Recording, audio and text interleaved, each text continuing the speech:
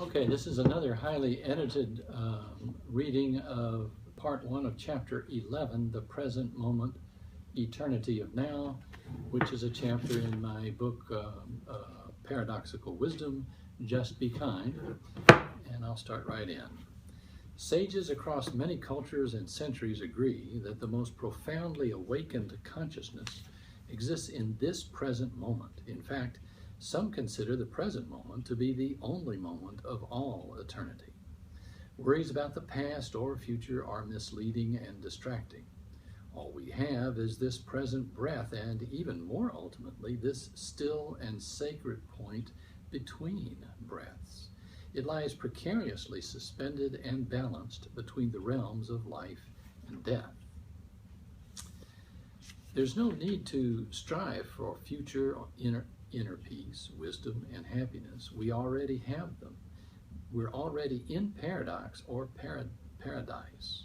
It's so deceptively simple. We can take our time literally. There's no need to rush. We have an eternity, this present moment eternity. We're so programmed to strive towards that goal then, someday. That's when we'll be happy. This keeps us in the war, in the dualistic realm of this or that, now and then, hope and fear, win or lose, right and wrong. When we drop into the expanded, non-dualistic, and here and now center of paradox, that is, when we straddle the abyss, we find ourselves savoring the pathway itself rather than the goal. This is when apparent opposites come together. Can we be content to just enjoy the trip in the midst of its various daily and distracting pendulum swings? All things come to pass. Can we train ourselves to stay in and even savor this present moment? This centered stillness isn't really a settling or compromising at all. It turns out that this mere present moment pathway is a limitless bounty. This is the secret to paradoxical and unreasonable happiness. It takes place when we become like children again, who simply look around and find a way to enjoy each precious moment.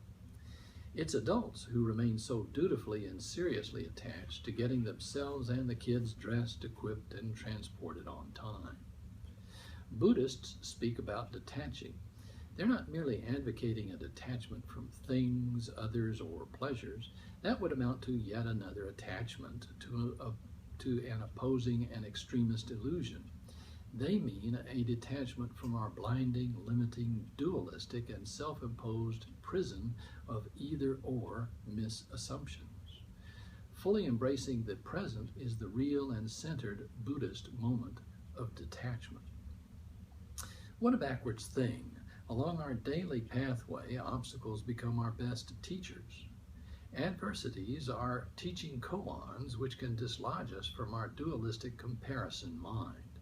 They present us with illuminating opportunities to awaken, to experience an epiphany, a therapeutic disillusionment. Preposterous as it sounds, obstacles are treasures. Thus, instead of dreading and avoiding hindrances, we can embrace, revere, and learn from them. They illuminate the paradoxical pathway. This is what's meant by going into the pain and into the fire. In addition to our preoccupation with the future, we have an obsession with the past. It's our most distracting and disabling excuse. We hide behind it. We mistakenly blame the past for what we are and do now.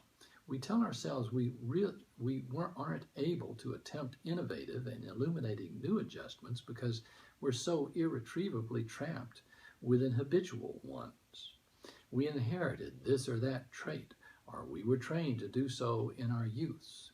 We claim that all people in our religious, ethnic, or national groups are just that way. After all, we say we can't change our specific identity, essence, and destiny. We tell ourselves that we've been this way so long that it's too late to change. We demand to be accepted just as we are. Such seemingly reasonable, justifiable, and even idealized distortions are ingeniously self-imprisoning and self-manipulating excuses. They allow us to justify not lifting a finger on our own behalves to illuminate the ways we think and maneuver.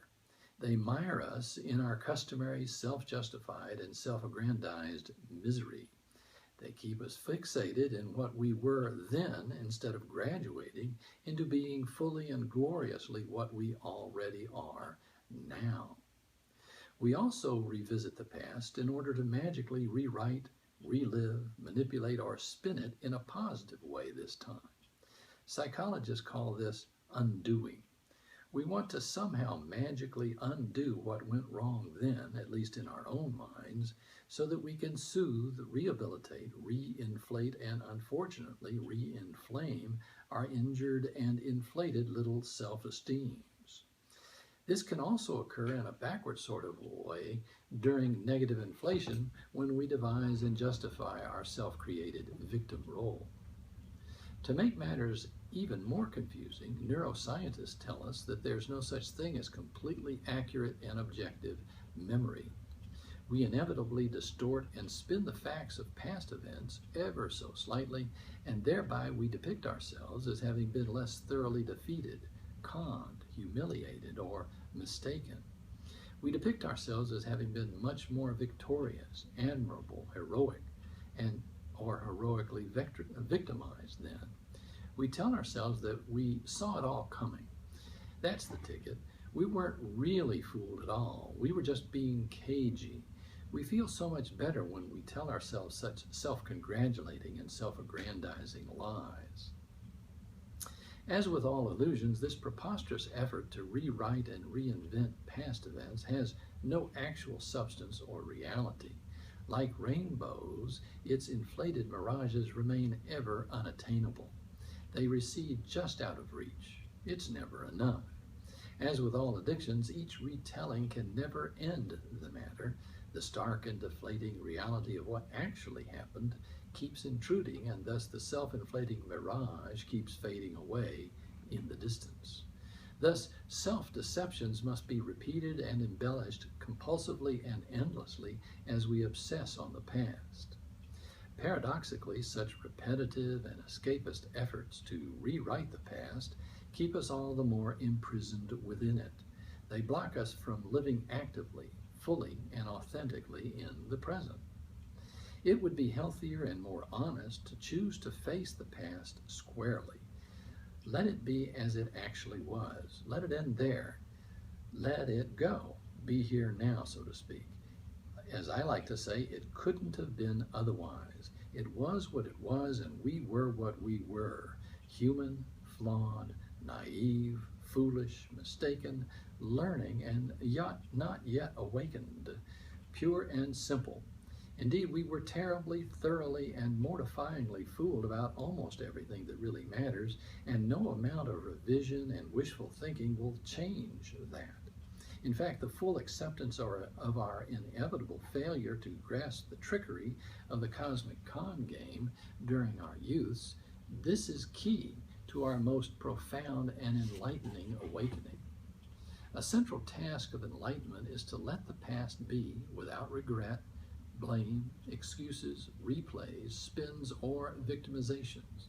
This amounts to acceptance, acceptance, and acceptance. And we'll stop there.